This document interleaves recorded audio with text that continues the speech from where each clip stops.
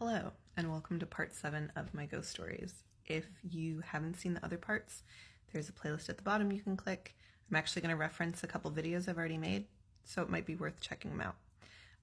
So like I said, I'm doing this in a timeline fashion, kind of trying to stick with like what happened in order to get through the story, so I'm not kind of jumping all over the place and causing more confusion. So we're basically now at a point in time where we're getting to my first video, which was about feeling like something was tearing apart the basement, and I tried to run upstairs and something slammed on the door and stopped me from going up there, which then led to my dad hauling my little butt out of the basement and switching around my bedroom for what was originally the study when we first moved in. Ironically and hilariously, because I had picked the basement bedroom, the smallest room upstairs that was left was for the study, and it was a tiny, tiny room. So the oldest kid went from having the whole basement and her own bathroom to having the smallest bedroom upstairs, but I love that little bedroom, I don't care. And then that story, of course, led to me getting moved upstairs, stupidly still sleeping with the door open because I was a child and didn't know any better. And after this incident happened, I never, ever, ever, ever slept with a door open again in my life. In my life, every door must be closed in the place where I'm sleeping. Like, make sure it's latched, all that good noise. So that's kind of brought us to where we are now. So I've gotten moved out of the basement. It's always super active in the basement. Like every night I'm hearing something. It feels like almost every night when I remember it. It probably wasn't, but I just feel like even small things happened like pretty consistently down there. So I've gotten moved upstairs into the smallest bedroom.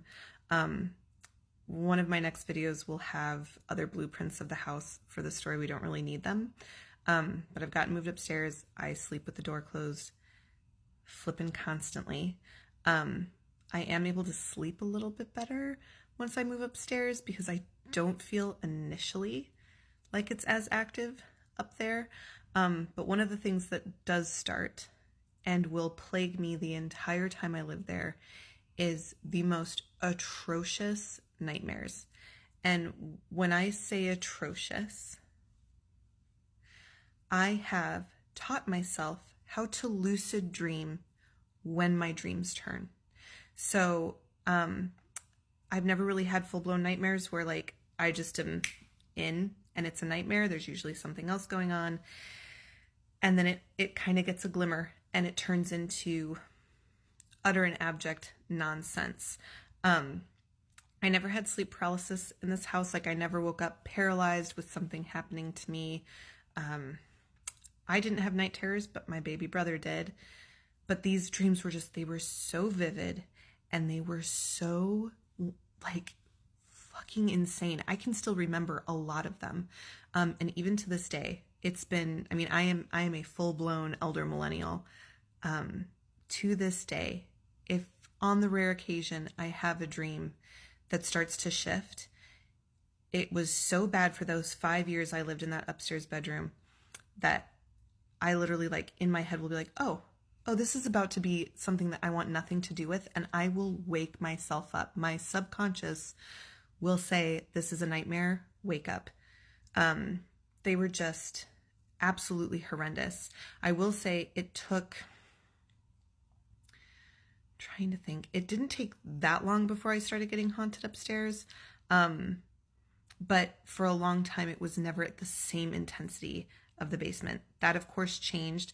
And I didn't know it at the time because my poor brother was only like 3 years old, but he was, once I moved upstairs, he started getting pretty consistently bothered. So again, if you watch the first video in the series or you remember the story from the stitch I did, I was sleeping in his room. I heard something running up from the basement. And when I opened my eyes and looked down the end of the hallway, there was something on all fours, like literally just sat at the top of the stairs staring at me. And once I called out for my parents, it like ran down the hall at me. So that thing, which my brother later on in life talked about, like came into his room constantly, and his door would like open and like open hard enough where it hit the wall loud enough for him to wake up. So he, at a very young age, started shoving towels and like his dirty clothes underneath the door to keep that door from flying open. The first thing I kind of remember happening once I moved up to that room was that it's cheap shag carpet. The room was so small that if you I had a queen size bed in there when I was older, and it literally went from the edge of the door jamb, which like the door was like right against the wall, kind of like this door is right here. So it went from like the side of the door all the way to the closet on the other end of the wall, and then you had maybe like a foot and a half to walk around the edge of the bed at the end of the room. So this is like a tiny, tiny room. It basically could have fit a twin size bed comfortably, and that was it. So I had a twin size bed in there when I moved up there at 13, 12 or 13, and that was like the first thing I remember. I remember hearing, like, trying to fall asleep and hearing somebody walking on the carpet in the room and being like, God damn it. Like, I didn't get away from this.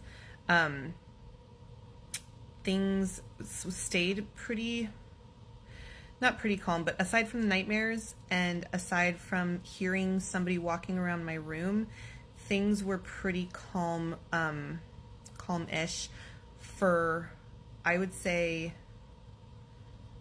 about maybe 6 or 7 months. I'm trying to place, there's like, some key things happened in life that I can kind of place the timeline around. So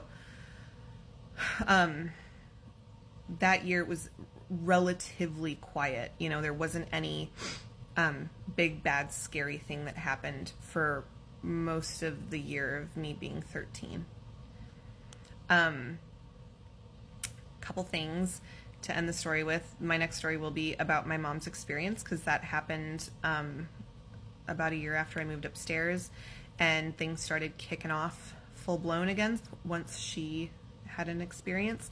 So that one might be a 2-part series. I'm not sure. It might be 2 videos. Again, I made a playlist, so this is part 7. If you want to watch the other stories, feel free to run through the playlist.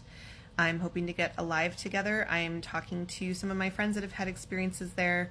My other brothers, understandably, are not really keen on being on video, but they're fine with me sharing stories. Yeah, so I'm going to get a live together, and I will talk about what happened to my mom in the next video.